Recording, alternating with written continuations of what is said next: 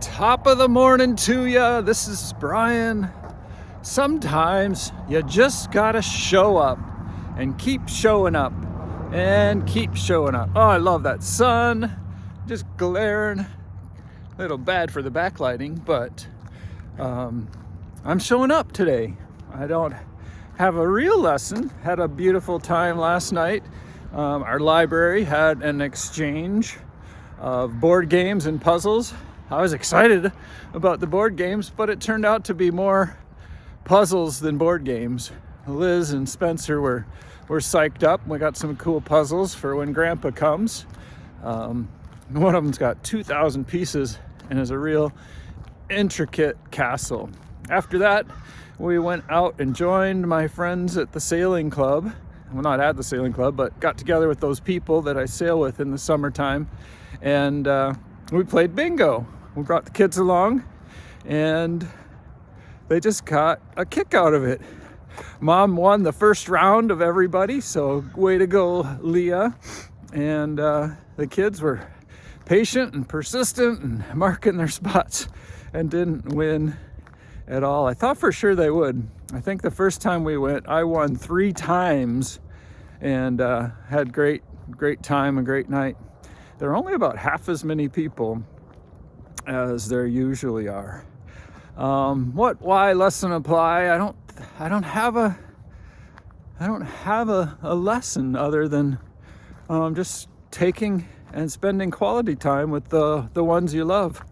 And yeah, it was a good time. The kids we haven't been to the public library since school started because of the access at school. And with this board game thing, we dropped off games. We gave away a bunch of games to donate to the effort on Monday. And Liz asked me, how many books can we take? I'm like, I don't know, ask the librarian.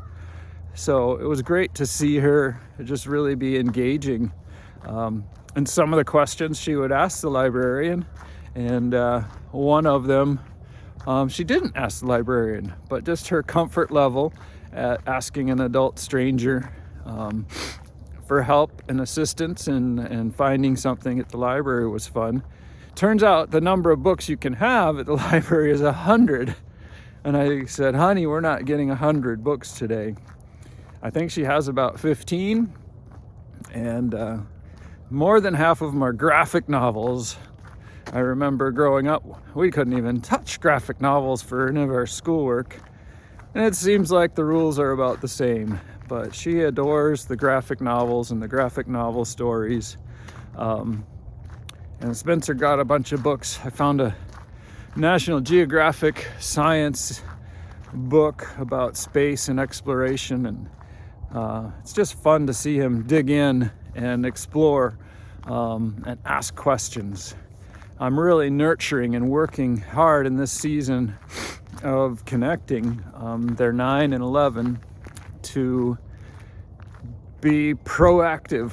My 18-year-old is talking pretty well and wasn't for a season there.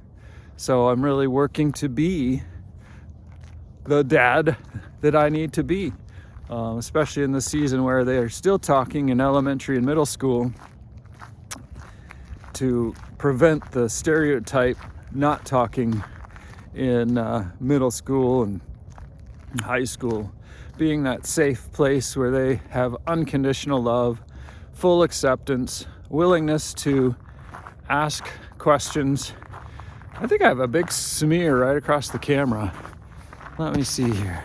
I try not to look at my face and look at the camera. Is that any better? Might be just the glare from the sun. But sometimes we have to take that season and I was gonna say really invest it for a better future, and that's true all the time. But there's another thing happening with them. Initially, my thought was to tell you how much they're changing. And what I'm thinking of right now is how much I'm changing by being who I need to be to prepare the future that I want with my children as they get older. So I guess that would be your apply. What was a season where you invested for the future? Or what is the season you need to start right now to invest in the future, whether it's relationships, connections, business, or some other component? Oh, the sun is just so awesome to have sun this morning. So where do you need to make investment now? And share that in the chat. And if it's a future thing, yeah. If it's now, it's a future thing. And what's your first step to do that? Where do you need to make an investment, and what's your first step?